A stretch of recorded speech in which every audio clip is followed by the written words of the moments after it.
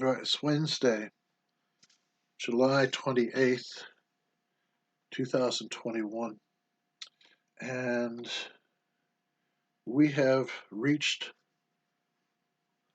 the final chapter of A Fragile Thing Can Only Exist Where Fragile Things Are Loved.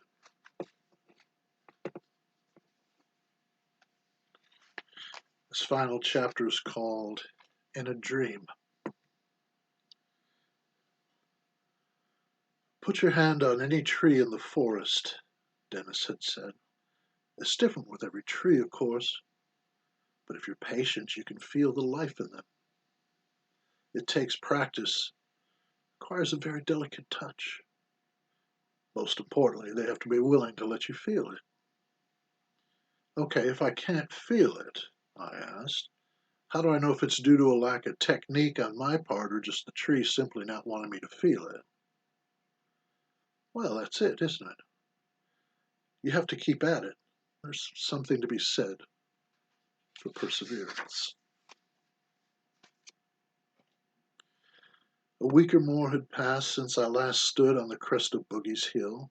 It had been a period when time seemed far more fluid than was comfortable for someone who had come to feel dangerously out of sync with the moment.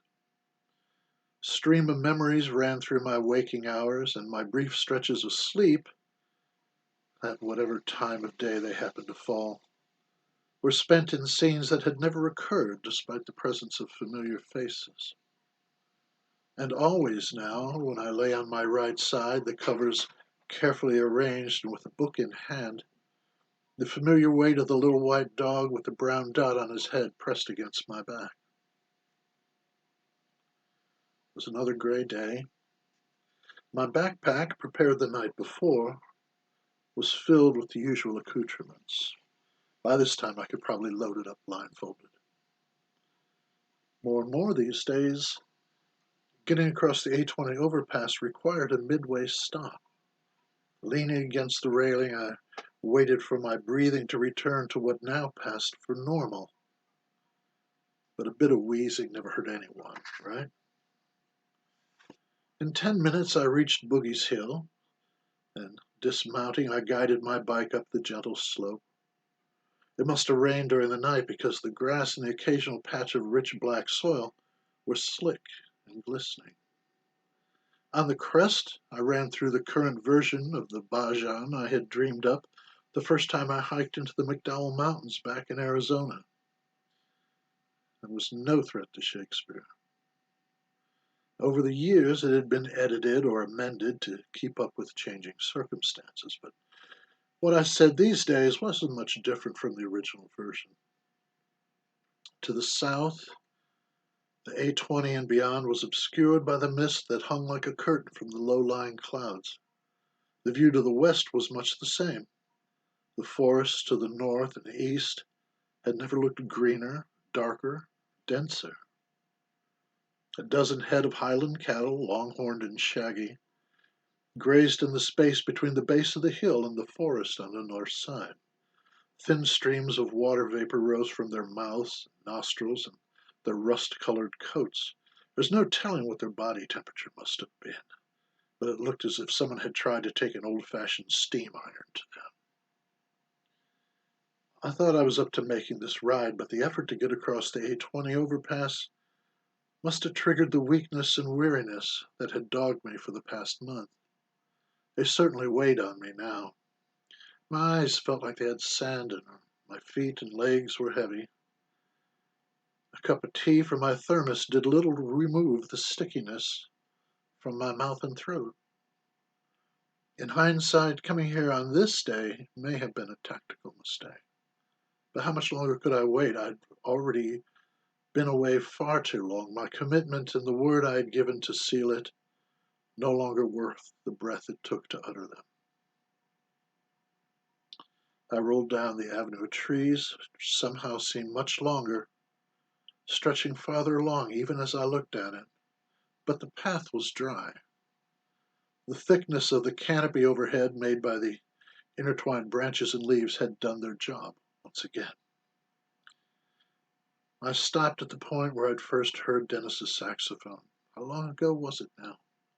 2 years? A year? A little more?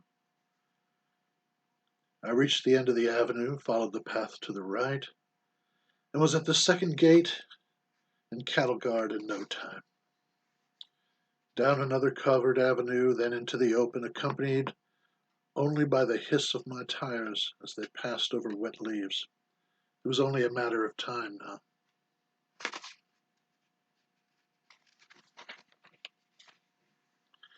I was perhaps 50 yards shy of the intersection with the path that led to the oak when I stopped and dismounted.